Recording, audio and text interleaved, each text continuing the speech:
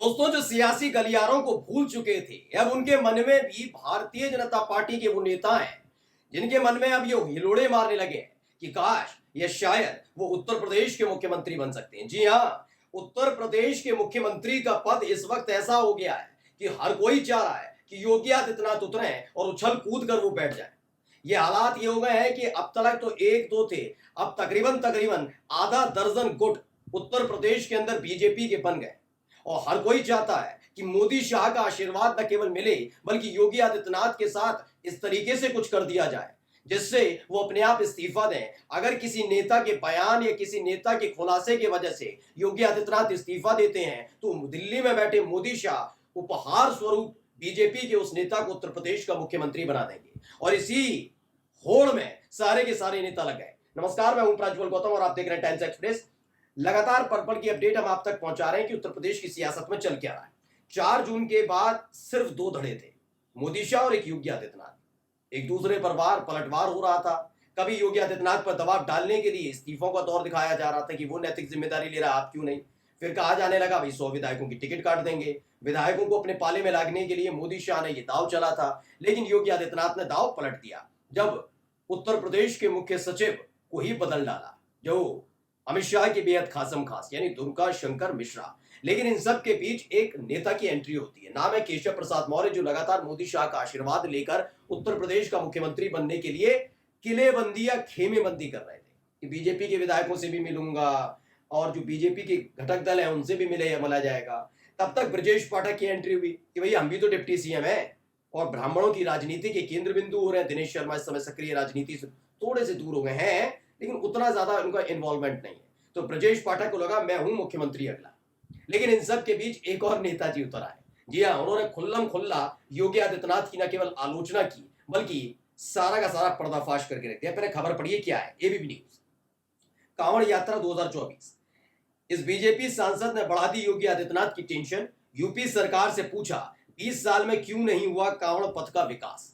दरअसल आपको तो मालूम है बीजेपी का एक मजबूत आधार है, वो आधार है धर्म। हिंदू मुस्लिम, मुस्लिम हिंदू, यही करिए। सोचिए उत्तर प्रदेश के मुख्यमंत्री तो मुख्यमंत्री, जब देश के प्रधानमंत्री चुनावों के दौरान 10 साल तक प्रधानमंत्री रहने के बावजूद भी जब हिंदू मुसलमान करने उतरा है तो समझिए इनका मजबूत आधार इसी के इर्द गिर्द घूमता है। तो अब कांवड़ यात्रा शुरू होने जा रही है। वैसे तो अब तक देखने को मिला था कि जब कांवड़ यात्रा को लेकर विपक्ष की तरफ से कोई बयान आता था तब जाकर ये बीजेपी के नेता उस पर टूट पड़ते थे कि ये धर्म विरोधी है, असली हिंदू नहीं है, सनातन विरोधी है, हमारे ईश्वर का, हमारे इष्ट देव का अपमान किया, ये तमाम चीजें होती थी। जबकि विपक्ष का सवाल हमेशा ये रहता था कि कांवड़ यात्रा के दौरान कांवड़िया जो लगातार उत्पात मचाते हैं उन्हें रोका जाए। बल्कि उत्तर प्रदेश में योगी आदित्यनाथ की सरकार ने एक नया खेल शुरू कर दिया था। कानून व्यवस्था को साइडलाइन कीजिए, हेलीकॉप्टर का इंतजाम कीजिए, सरकारी खजाने से पैसे लुटाइए। मैं नहीं मालूम वो पुलिस वाले एडीजी टाइप के लोग जो इतने बड़े स्तर के अधिकारी हैं वो हेलीकॉप्टर से फूल बरसाते थे इन कांवड़ियों पर।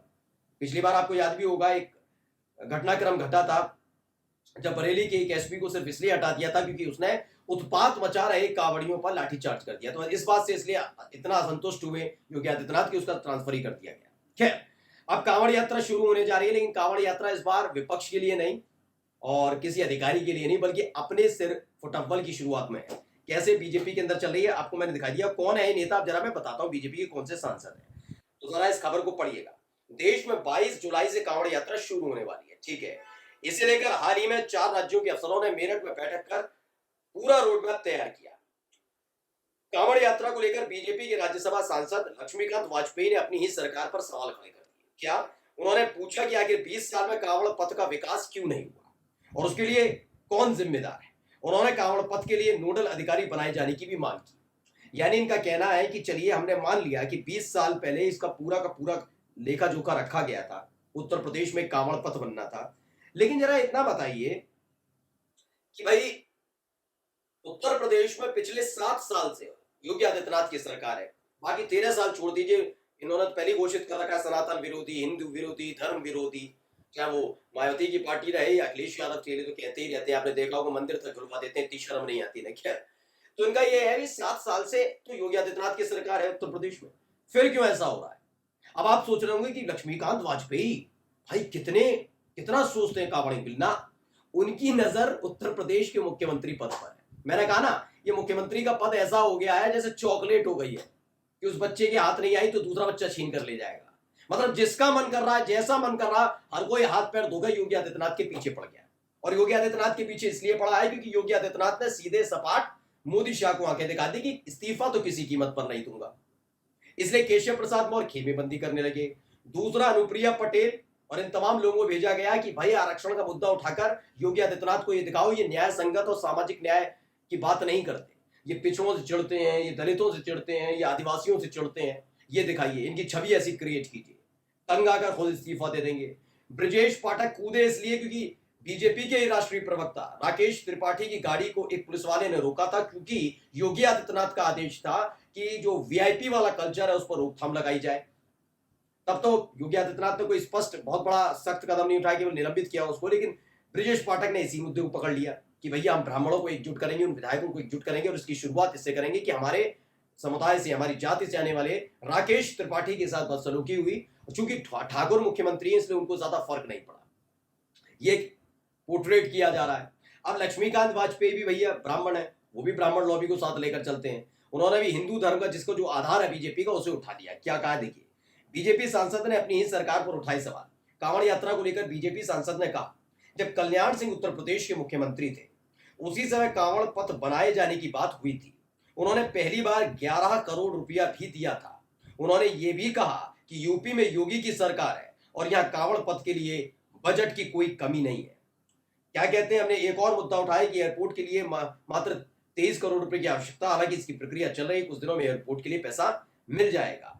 कांवड़ यात्रा में सुरक्षा को लेकर कहा कि सावधानी प्रशासन को भी रखनी होगी और कांवड़ियों को भी इसके किसी भी एक तरफा इसे नहीं लादा जा सकता। अगर सावधानी बरतेंगे तो यात्रा में कोई घटना नहीं होगी। यानी कुल मिलाकर लक्ष्मीकांत वाजपेयी उस दौड़ में लग गए हैं जिस दौड़ में योगी आदित्यनाथ पर निशाना साधा जाए। यानी आप देखिए ना, जब आपके अपने ही दुश्मन हो जाते हैं तो उसके बाद बड़ी परेशानी होती है। ये होता है ना कुनबा, बाहर वालों से तो लड़ लेंगे, अंदर वालों को क्या कहेंगे? क्योंकि बाहर वालों की जब कोई आएगा बयान तो आप मीडिया के सामने खड़े होकर, किसी के सामने खड़े होकर कह देंगे ये तो भैया ये ऐसे ऐसे करते हैं, नहीं ये तो विरोधी है, धर्म विरोधी है। अब ये कह नहीं सकते, योगी आदित्यनाथ ये तो कह नहीं सकते आकर कि लक्ष्मीकांत वाजपेयी धर्म विरोधी है, फालतू की बात कर रहे हैं, ये कह नहीं सकते। बीजेपी के सांसद हैं पहली। ऐसे ही लक्ष्मीकांत वाजपेयी के बाद ब्रजेश पाठक के लिए नहीं कह सकते कि मान सम्मान नहीं करेंगे कार्यकर्ताओं को, कि उन्होंने वही मुद्दा उठा दिया। केशव प्रसाद मौर्य के से उनकी चल नहीं पा रही कि मोदी शाह के करीबी हैं। अनुप्रिया पटेल ने मुद्दा उठाया तो अगर कुछ कहेंगे तो वो घटक दल भाग जाएगा। तो ये तमाम चीजों में फंस गए, एक चक्रव्यूह पूरा रच दिया गया है। मैंने कहा ना शुरुआत में कि योगी आदित्यनाथ को लेकर इतनी टेंशन पैदा की जा रही है। हर कोई ये मुख्यमंत्री का पद ऐसा लॉलीपॉप बना दिया कि हर कोई चूसने के लिए तैयार बैठा हुआ है। नमस्कार।